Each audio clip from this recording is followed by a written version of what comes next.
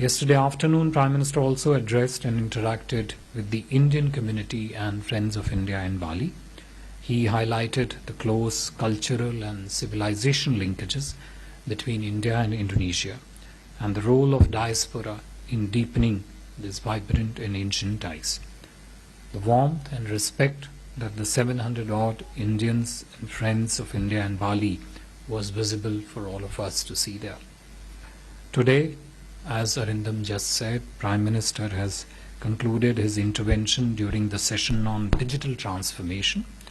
This is an area where India is a global leader, and Prime Minister used this opportunity to highlight actions taken by India and offered to share our expertise in this space.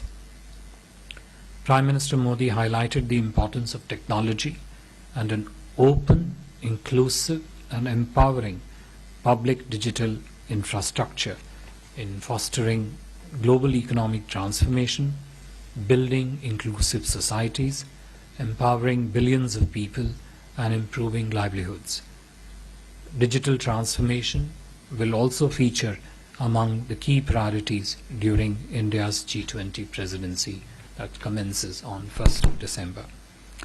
This morning, Prime Minister joined the other G20 leaders on a visit to the mangrove forests.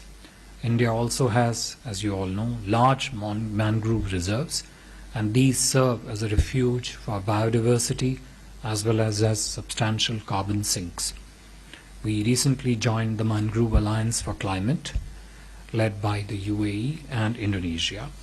This initiative brings the world together to advance the global cause of mangroves.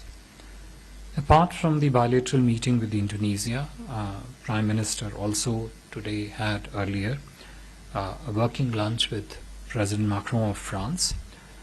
Defense, civil nuclear cooperation, trade and economy, and new areas of economic partnership constituted key topics of the conversation during this working lunch meeting. As I've earlier mentioned, he would be having several other bilaterals later during the day.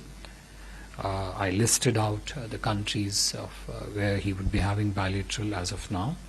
In these, if I could just mention, Germany, with whose Chancellor Prime Minister has already met twice earlier this year, is an important partner, and Chancellor Scholz and Prime Minister are likely to take forward the discussions and the outcomes which they both agreed on during the 6th India-Germany intergovernmental consultations which were held earlier in Berlin in May this year. This will be Prime Minister's first meeting with the UK, the newly elected UK Prime Minister, Mr. Rishi Sunak, and it will provide an opportunity to review the wide-ranging India-UK comprehensive partnership and the progress made on the Roadmap 2030 for future relations. Prime Minister also will be having his first meeting with the Italian Prime Minister, and both leaders will review their multi-sectoral partnership. Our relations with Australia have been steadily deepening, expanding, both bilaterally and also in several plurilateral constructs. Prime Minister Modi and Prime Minister Albanese, when they meet later this evening, are likely to discuss cooperation across different sectors: trade, investment, education, defense, critical minerals, etc. The closing ceremony of the G20 will be held shortly, where, as I mentioned earlier, the President of Indonesia will hand over the gavel to Prime Minister in a symbolic handover of the presidency. The outcome document of the G20 Summit has been adopted by consensus. India worked constructively and cooperated with Indonesia and others towards this goal. You will find that some of the key outcomes in the outcome document reflect the priorities and vision of Prime Minister. India's priorities such as the views of the Global South, sustainable lifestyles, climate financing, nutritious food, multilateral reforms, global digital health, networks, digital networks, etc., they all find mentioned in the document. The consensus document going forward will be a positive development as we take over the presidency of the G20 on 1st of December. I would stop here and take questions at this stage. Thank you. One by one. Thank you very much, sir. Before we move on to the question, please let me lay out the ground rules. Please introduce yourself and the organization that you represent. We will take all the hands one by one. I start with this side and I come to you. Hi, Sam Siddhant from Vion.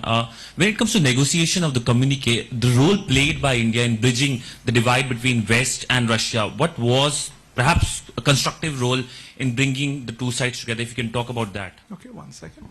One by one. We'll take a few questions together. I'll come to you. Yeah, go ahead. Ram Prakash ji. Microphone. Sir मैं ब्रह्म प्रकाश हूँ जी news से। मेरा सवाल यह है कि भारत लगातार international platform पर जिस तरह से आतंकवाद का खतरा है उसको लेकर बात करता रहा है, क्या G20 के मंच पर किसी सत्र में भारत ने इसके खतरे को लेकर बात की या द्विपक्षीय जो बातचीत हो रही है उसमें ये मुद्दा उठाया कि कैसे दुनिया आखिर इससे निपटे जिससे भारत लगातार जूझ रहा है? Thank you. Neeraj. Sir Neeraj हूँ न्यूज 18 इंडिया से। G20 के बैठक में कल जो डिनर आयोजित हुआ था उसमें एक ऐसी तस्वीर आई जिसका लंबे समय से लोगों को इंतजार भी है, राष्ट्रपति शी जिनपिंग से हैंडशेक करते हुए। क्या उस हैंडशेक के दौरान प्रधानमंत्री नरेंद्र मोदी की जो बातचीत हुई संक्षिप्त मुलाकात में, क्या अगले साल भारत में होने वाले G20 सम्मेलन के लिए अनौपचारिक तौर पे उन्हें आमंत्रित किया है या जो मुलाकात हुई है उसमें क्या बात हुई है?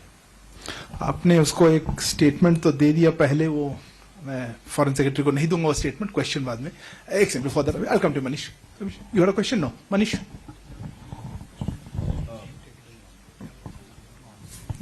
Foreign Secretary Manish Shah and India Rights Network. You know, what was the precise contribution of India to the shaping of the Bali Declaration? Because there was so much speculation that there won't be any outcome documents. It's like a huge breakthrough of sorts. And also going forward, what was the support, expressed by world leaders for India's presidency of G20? You had a question, Abhishek? Sir. Yeah, go ahead. So there was a talk about, I'm Abhishek from CNN News 18. There was talk about Prime Minister's phrase that this is not an era of war finding a place in joint communique. So now, since you have said that it has been adopted, has that phrase also find the mention there? And were there any opposition to have those things in the joint declaration from any other members of the meeting? 1 second. Maha? Sir, in the first working session, the Prime Minister spoke about no restrictions on energy movement. Was that in reference to the possibility of G7 coming out with a price cap on Russian oil? And has any leader raised that issue with the Prime Minister, and how India will respond to the price cap? There was a okay. You had a query? 1 second. I saw your hand first, please. I'm Ravinder Singh. No, you need to go microphone. Sir, I'm Ravinder Singh Robin. I contribute to BBC. Do you expect President Putin to be a part of the next coming G20 summit in India? Will it be a challenge for India? Sorry, challenge? For India to bring all the leaders? Oh, okay. Okay. I'll take it one round. We have a bit of a short time crunch. Please. Sir, Pranay.